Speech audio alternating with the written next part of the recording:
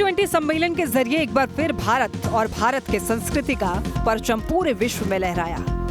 भारत मंडपम पर देश की प्राचीन सभ्यता से लेकर आधुनिक भारत की झलक देखने को मिली। लेकिन इन सब के बीच आकर्षण का केंद्र बना विश्व का सबसे पुराना विश्वविद्यालय का भग्नावशेष। दरअसल भारत मंडपम में G20 नेताओं और प्रतिनिधियों के लिए डिनर का आयोजन किया गया। डिनर से पहले प्रधानमंत्री ने एक मंच पर सभी राष्ट्राध्यक्षों का स्वागत किया। इस दौरान स्वागत स्थल की पृष्ठभूमि में बिहार के नालंदा विश्वविद्यालय के भग्नावशेष को जगह मिली, जहां पीएम मोदी ने अमेरिकी राष्ट्रपति जो बाइडेन, फ्रांस के राष्ट्रपति इमैनुअल मैक्रों और ब्रिटेन के पीएम ऋषि सुनक को इस प्राचीन विश्वविद्यालय के इतिहास के बारे में बताया। नालंदा विश्वविद्यालय, जिसे पूरी दुनिया में ज्ञान के केंद्र के रूप में जाना जाता था, उसे बख्तियार खिलजी ने आग के हवाले कर दिया था। ऐसे में इस वैश्विक धरोहर को विश्व मंच पर लाने के बाद बिहार में इस पर भी क्रेडिट लेने की होड़ शुरू हो गई है, जहां बीजेपी का कहना है कि पीएम मोदी ने नालंदा विश्वविद्यालय की पहचान को पूरे विश्व के पटल पर लाने की कोशिश की। बीजेपी ने साथ ही कहा कि खुद प्रधानमंत्री मोदी ने अमेरिका के राष्ट्रपति जो बाइडेन से बिहार के मुख्यमंत्री नीतीश कुमार का परिचय करवाया। ये काम सिर्फ प्रधानमंत्री नरेंद्र मोदी ही कर सकते हैं। मकसद यही था कि जो नालंदा विश्वविद्यालय की पहचान थी, जो धीरे धीरे जो है समाप्त हो रहा था, उसको विश्व के लेवल पर स्थापित कर देना, चर्चा में लाना। और मोदी जी ने ये काम किया और नीतीश जी को धन्यवाद है कि नीतीश जी मोदी जी के इस काम को सराहना करने वहाँ पहुँच गए। अगर नहीं जाते तो फिर नीतीश जी के लिए भी एक दुखद कदम हो जाता ये। बीजेपी का चाहे जो भी मानना हो, लेकिन जेडीयू का कहना है कि जो विश्वविद्यालय इतिहास के पन्नों में दफन हो गया था, उसे फिर से पुनर्जीवित करने का काम मुख्यमंत्री नीतीश कुमार ने किया। तो वहीं कांग्रेस और आरजेडी भी जेडीयू के सुर में सुर मिलाकर विश्वविद्यालय के पुनरुत्थान का श्रेय सीएम नीतीश कुमार को दे रहे हैं। देश के आदरणीय प्रधानमंत्री जी को हमारे मुख्यमंत्री और हमारी पार्टी के नेता के सामने नतमस्तक न होना चाहिए। नालंदा विश्वविद्यालय को पुनर्जीवित करने का काम किसने किया? पुनर्जीवित करने का काम आदरणीय नीतीश कुमार जी ने किया। तो आज नीतीश कुमार जी ने बिहार में जो काम किया वो पूरे दुनिया को आप दिखा रहे हैं। यही नीतीश कुमार जी की उपलब्धि है।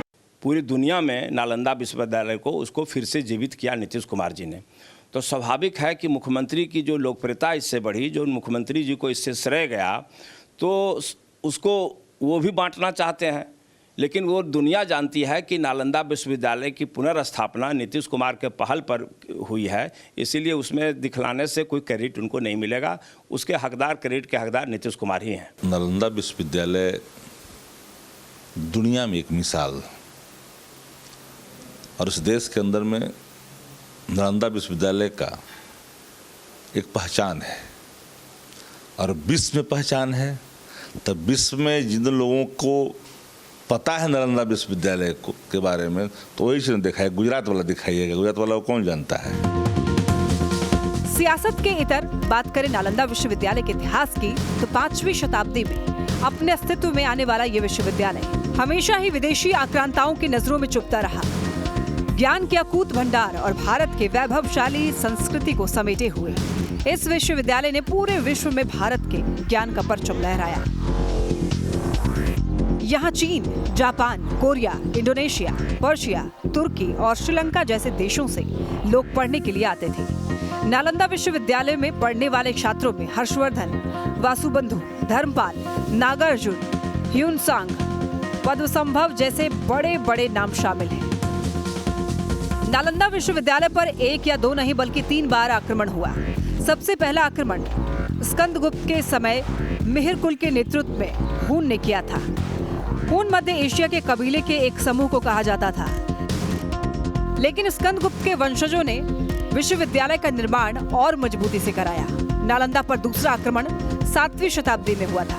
बंगाल के गोदास राजवंश ने इस बार विश्वविद्यालय को निशाना बनाया। इस आक्रमण के बाद बौद्ध राजा हर्षवर्धन ने इसका पुनर्निर्माण कराया। नालंदा पर तीसरा आक्रमण 1193 एडी में तुर्की के शासक बख्तियार खिलजी ने किया।